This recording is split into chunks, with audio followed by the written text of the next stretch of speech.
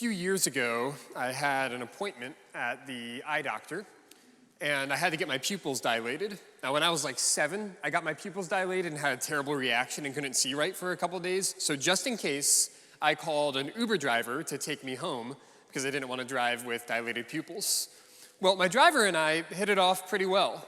He turned out to be a practicing Christian from a denomination called the Seventh-day Adventists. And if you're not familiar with that denomination, they've got some unique beliefs about Christianity, including, for example, worship services are on Saturdays. In addition, Saturday is a day of rest, a Sabbath for the Seventh-day Adventists. So I was the last ride this Friday for my driver, so he could then go home and do all his cooking and cleaning to get ready for a day of rest with his family. I'd begun practicing a Sabbath myself, but it was different than my driver. It was a little less rigid, and so we were talking about the Sabbath all the way home, as you do. And then when he dropped me off, I said, well, thanks for the ride. I hope you and your family enjoy your Sabbath tomorrow. And he gave me a look and said to me, thank you. I hope one day you enjoy the Sabbath too. And then he drove away. It was kind of an awkward moment, but as I thought about it, I wondered if maybe my driver wasn't trying to insult me, but to invite me. Maybe you've discovered something beautiful, a show you love, a dish you love, and you try to share it with someone. I wonder if my driver was doing that with me. Because here's the thing, I bet if I were up here having a theological debate with a Seventh-day Adventist, we'd find plenty of things to disagree about. But I wonder if they're onto something with practicing a Sabbath. I don't know about you, but is anybody else out there feeling sometimes like the world just never slows down? Like you are tired in such a way that one day of sleeping in will not fix? Like there is this constant nagging anxiety that keeps getting at you that won't go away?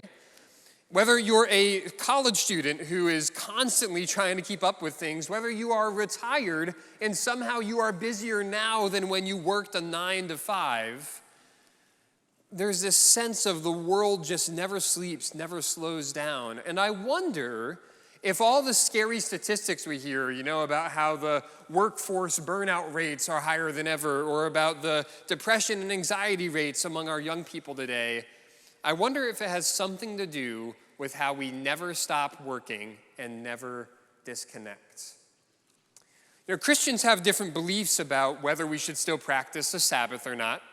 For example, there are some Christians who believe that Jesus fulfilled the law, and therefore you don't have to practice the Sabbath anymore. Jesus is our Sabbath rest. So the Sabbath has gone the way of, say, not being allowed to eat pork or being allowed to wear a shirt made of 2 different kinds of fabric.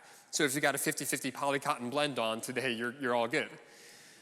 On the other hand, some Christians think, yes, you should practice a Sabbath, but that means to them, go to church and maybe don't buy alcohol at Publix on the way home, and you're good. But there's other Christians, more modern authors today, that are looking at the Sabbath with fresh eyes. And I think that in the season of Easter, this is an appropriate time for us to consider what practicing Sabbath rest can look like. It's still Easter, by the way. We didn't forget to take down our banners or leave our Easter hymns on by accident.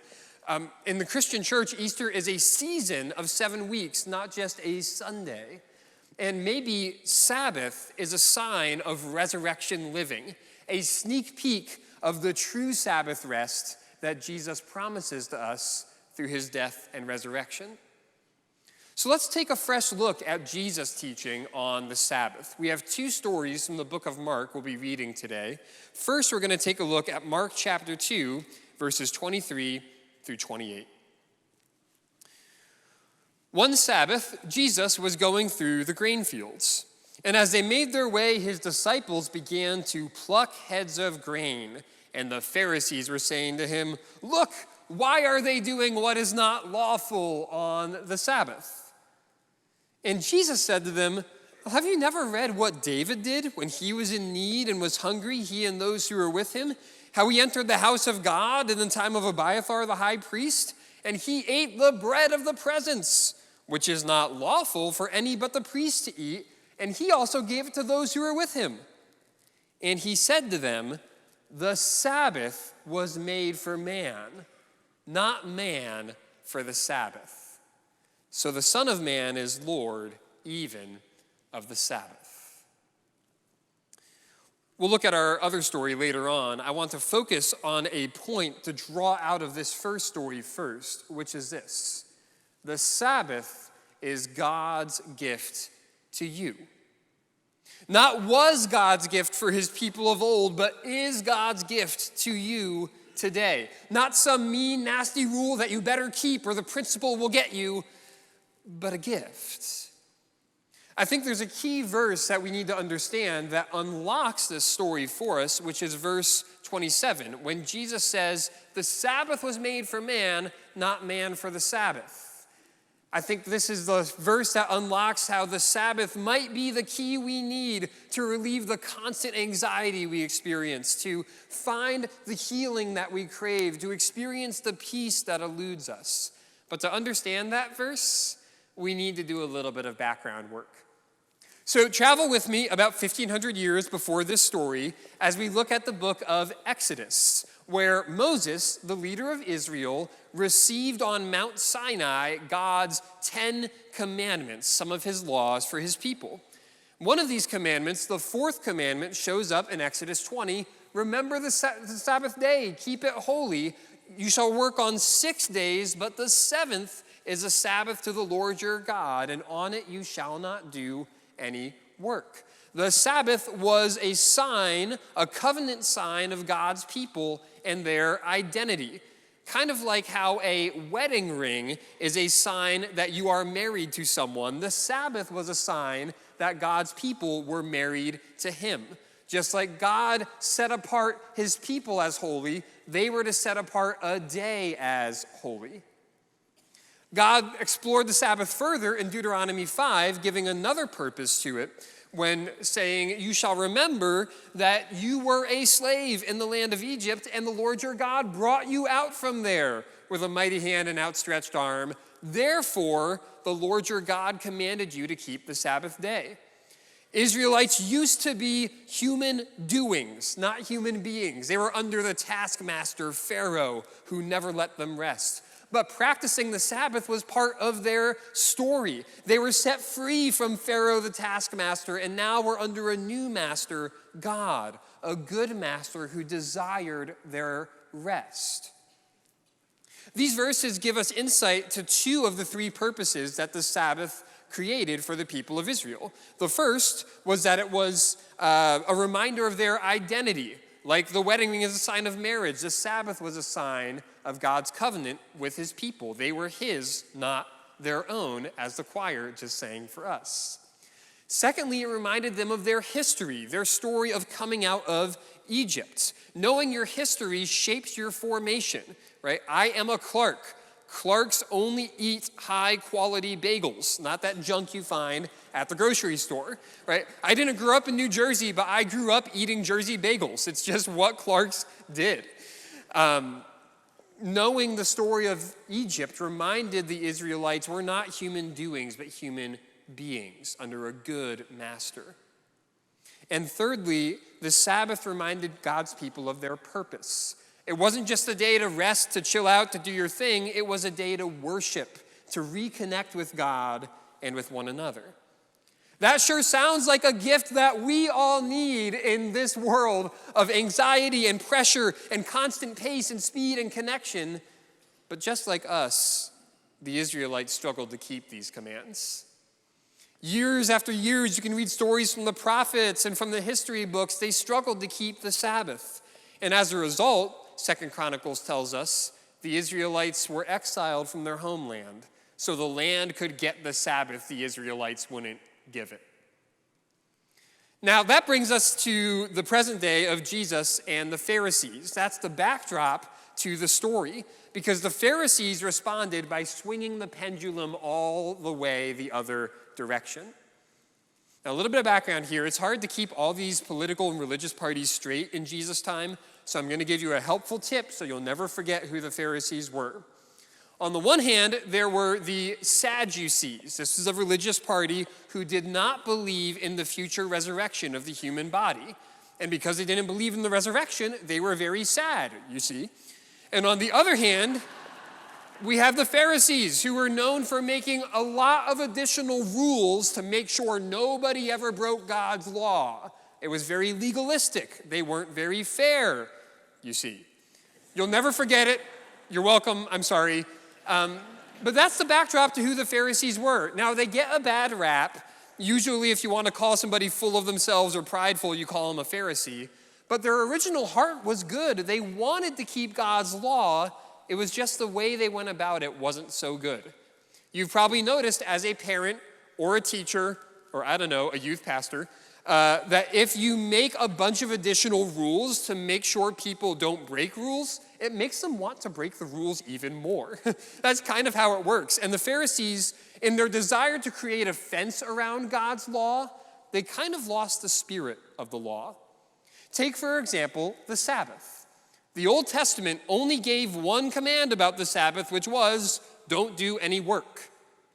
But the Pharisees thought that was kind of vague. What's work, after all? Is it work to walk? It can't be work to walk from your kitchen to your bedroom, but it might be work to walk 20 miles. So the Pharisees made a law called the Sabbath day journey. If you walked more than 2/3 of a mile, you broke the Sabbath. Less than 2/3, you were good.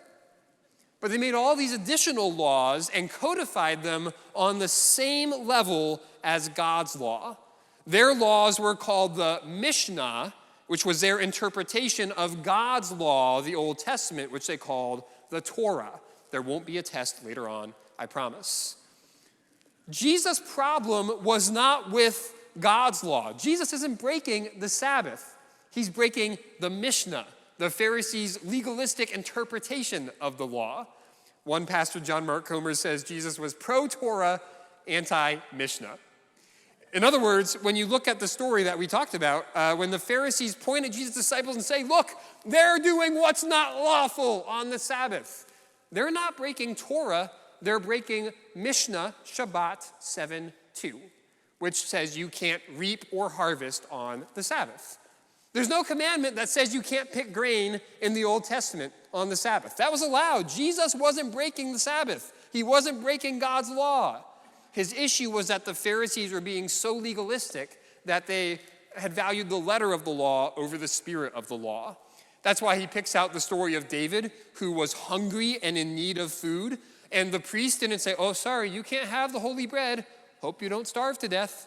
They said, yeah, take the bread. It'll be fine. They honored the spirit of the law over the letter. A helpful way to think about this is a story I learned about recently of a police officer in Massachusetts who saw a car flying by him at about 100 miles an hour and dutifully pulled the car over and found inside a young couple with a wife in labor on the way to the hospital. What do you think the officer did? Did he hand them a ticket and say, you should know better? No, he called an ambulance. And when he found all the ambulances were busy responding to other calls, he put the young woman in his car and brought her to the hospital himself. And I think we would probably agree that the police officer made the right call here. What Jesus is saying to the Pharisees is, you would have pulled the car over, given them a ticket, and left them on their own to figure it out. Because you put the letter of the law up here. Jesus' point is that God's laws aren't just there to get you in trouble, like some big, angry, divine principal ready to call you into his office when you mess up. God's laws are for your good. They're a gift to us. And so it is with the Sabbath. It's my belief that Jesus practiced the Sabbath. We're going to see in the next story, he goes to the synagogue to worship. Jesus didn't get rid of the Sabbath when in verse 27 he said the Sabbath was made for man, not man for the Sabbath. He said it's made for you right now. It's a gift to you. You weren't made to obey the command so you don't get in trouble. God's laws were made for you to have life. That's why it's worth remembering the Sabbath in Easter time, because we get to live like the resurrection is real right now. The resurrection isn't just something that happened in the past, a story we remember once a year, nor is it only a celebration for the future when we get to go to heaven. It is something that can shape the way we live right now. And when we practice a Sabbath, we are counterculturally saying we can rest right now because our worth isn't found in how hard I can work. It's found in the fact that the work has already been accomplished for me by Jesus' death on the cross. I can rest because of the resurrection that says I will go to an eternal rest. And when we Sabbath, it's like a little foreshadow of the future eternal Sabbath we'll experience. So if that's the case, if the Sabbath is still a gift for us right now, the next question is, what does it look like? How do we practice it? Do we keep it on Sunday? On Saturday? Can I stop and get bread and milk on the way home from church? Like, what does the Sabbath actually mean today? And I think our next story is going to be helpful for interpreting that question for us. Let's take a look at Mark chapter 3, verses 1 through 6. Again, Jesus entered the synagogue, and there was a man there with a withered hand. And they watched Jesus to see whether he'd heal him on the Sabbath so that they might accuse him. And Jesus said to the man with the withered hand, "Come here." And he said to them, "Is it lawful on the Sabbath to do good or to do harm, to save life or to kill?" But they were silent. And he looked around at them with anger, grieved at their hardness of heart. And he said to the man, "Stretch out your hand." He stretched it out, and his hand was restored. The Pharisees went out and immediately held counsel with the Herodians against him, how to destroy him. We're not going to do quite as deep of a dive on this passage, partially because next week, Pastor Allen is also going to be teaching a story about Jesus healing in a synagogue on the Sabbath. So I'll let him do all of that hard work for me. We're also doing a dig class on the Sabbath right now. We're super into the Sabbath here at First Church. You will get Sabbathed these next few weeks, whether you want to or not. What I want to do is lift one more point out of this story. Not only is the Sabbath God's gift to us, but practicing the Sabbath can bring life to you. This comes out of verse 4 in the story, when Jesus takes the Pharisees' word and throws it in their faces. Is it lawful, as you say, to do good or harm, to save life or kill? In other words, what's the real point of the Sabbath? Is it to keep a bunch of laws to show how holy you are? No. The point of Sabbath is about restoration. That's why the man reaches out his hand and it's restored. Jesus says Sabbath is not about restrictions, but about restoration. That's its core purpose. But the Pharisees are like sitting by the highway with radar guns waiting for a young couple to pass them on the way to the hospital. They're waiting to catch Jesus healing on the Sabbath. And instead of celebrating that this man's paralyzed hand is made new, they plot Jesus' destruction. They've missed the whole point. What this indicates for us is the point of Sabbath is your restoration. It's for you to be given life. And so what I want to do with the rest of our time is spend some time unpacking a modern framework for what practicing a Sabbath could look like. Again, there's other pastors and authors and Christians out there with different interpretations. So what I'm about to say to you is not, you're not going to find this exact framework laid out in the Gospels somewhere. But I have found it personally really, really helpful. I've begun practicing a weekly Sabbath from every Friday night till Saturday night, a 24-hour period. And I found it really life-giving. So I'm going to share the framework I have found helpful from two pastors and authors, John Mark Comer and Pete Scazzero, who write extensively about this topic. It's 4 words, which we'll unpack one at a time, starting with our first word, stop. Scazzero points out that the Hebrew word for Sabbath, Shabbat, means to cease or to stop. The first point of Sabbath is you stop doing what you're doing. In the Jewish tradition, Sabbath began at sundown. So if your project wasn't done when the sun went down, you didn't wrap it up for 5 more minutes. You just stopped what you were doing. That's why they had what was called a day of preparation to get ready for the Sabbath. The first point is, in a world that never stops, especially this one, the Sabbath gives you a chance to stop. If the creator of the world stopped, if the Son of God stopped, what makes us think that if we don't stop, the world will stop spinning? The Sabbath is God's gift to remind us he's the one that keeps the earth flying around the sun, not you. The second word is the word rest, and this, I think, lies at the core of the Sabbath. God institutes a rhythm at creation. He creates for 6 days, and rests on the seventh day, not because he was tired and worn out, but because resting is good. When you work and when you rest, you are imitating God. We've lost sight of this a little bit in the modern world, which can be a bit of a meritocracy, where we find our value in working really hard. We often get praised for working long hours or not taking a break or having a strong work ethic. But the point that's being made here is that rest is godly just as much as work is. I love what Pastor Eugene Peterson says when talking about the Sabbath. He says, there's only one out of the 10 commandments as a pastor that I can break and I won't get in trouble. More than that, if I break the Sabbath, I'll actually get a raise because my people will say to me, Pastor, you work so hard, you're here every day, and they support and encourage it. But as Christians, working 7 days a week is not cause for celebration.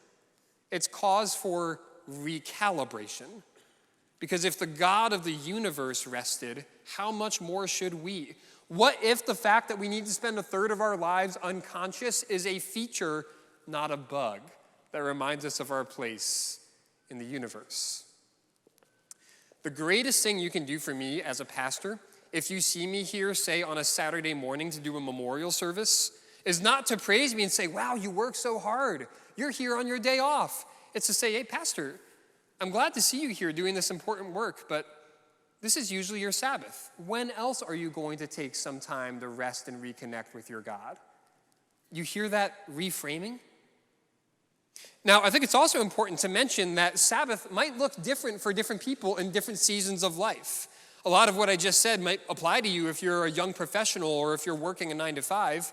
But what if you're a college student, or you're retired, or you're a stay-at-home dad or a stay-at-home mom?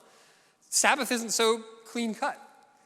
Now, it's clear that the work or the rhythm of Sabbath is not just rest, but also work. We work 6 days and rest the seventh. Sometimes our interpretation of work is shaped more by Henry Ford than by Almighty God. If you are a stay-at-home mom or stay-at-home dad, taking care of your kids is a lot of work.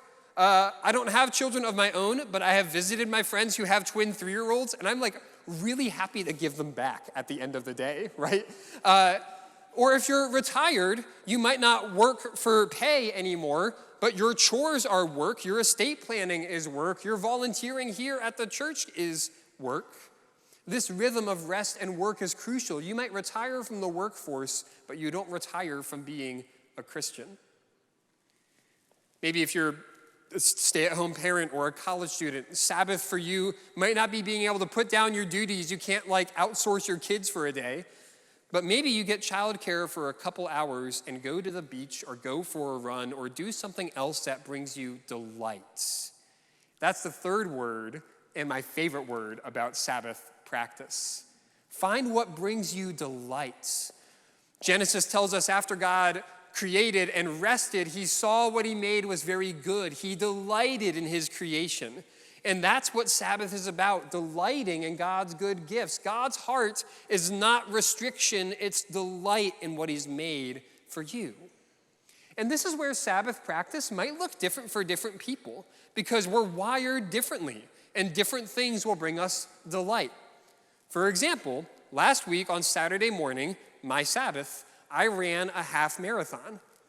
I like running. I love exercise and being out in nature. I like physically challenging myself. So I didn't change my Sabbath practice. That was really good for me. But when I crossed the finish line, waiting at the finish line were several of my friends, including my good friend Pastor Brad and his family. And if I had offered to Pastor Brad the option of running a half marathon on his Sabbath or, say, subjecting himself to any form of medieval torture, I think he would have taken the medieval torture because Pastor Brad does not like to run very much. On the flip side, one thing Pastor Brad has enjoyed doing is mowing his lawn. Even on his day off, he likes seeing the grass go from taller to shorter. He doesn't mind doing it very much. I used to be that way too, back when I lived in upstate New York, until I ran over a ground wasp nest, and that was pretty traumatic. But when I moved to Florida, the idea of mowing my lawn in the Florida sun, that also sounds like medieval torture. So for me, that is not part of my Sabbath day. Right? For different people, it might look different. John Mark Comer talks about how he loves to cook a gourmet meal for his family on the Sabbath, but he hates doing dishes. So the dishes stay in the sink for 24 hours until Sabbath is over. For different people, delight might look different. It's about what helps you find connection with your God. And that brings us into the last word, the word worship. Sabbath isn't just a day to treat yourself or pamper yourself, though that can be part of it. But Sabbath is ultimately about reconnecting with the one who made you and reconnecting with the people he's made around you. That's why for many of us, practicing Sabbath on Sunday might make a lot of sense. You're here in corporate worship with your community to connect with God and one another. For some of us who work at a church, Sunday's kind of a work day. Preaching 4 sermons is a whole lot of work. So that's why I do my Sabbath on Friday to Saturday. You will not find me here on a Saturday. You will not be able to get in touch with me on a Saturday. And instead, I'll use some of that time to journal or to go for a long walk or find another way to connect with God. Sabbath isn't just about showing up to church, checking the box, and going home. It's also about connecting with your God and with your community. So stop, rest, delight, and worship. What does it look like to actually practice Sabbath, to go and practically apply and live this out? Let me give you a few ideas as we close our time together. The first is this. It's a little self-explanatory. Try it. Try practicing Sabbath rest. Maybe a 24-hour block feels a little ambitious for you right now. And that's fair. Ironically, practicing Sabbath rest takes a lot of work. I also take Fridays out of the office every week so I can get all my other unpaid work done and actually rest on Sabbath. Maybe for you, you start with a 6-hour block, a 12-hour block. I don't know. But how can you set some time aside where work's not allowed to happen, where you're maybe not allowed to do certain chores that suck the life out of your soul, and where you can reconnect with God and with others and delight in his creation? The second idea that many modern authors are putting forth right now is a digital Sabbath.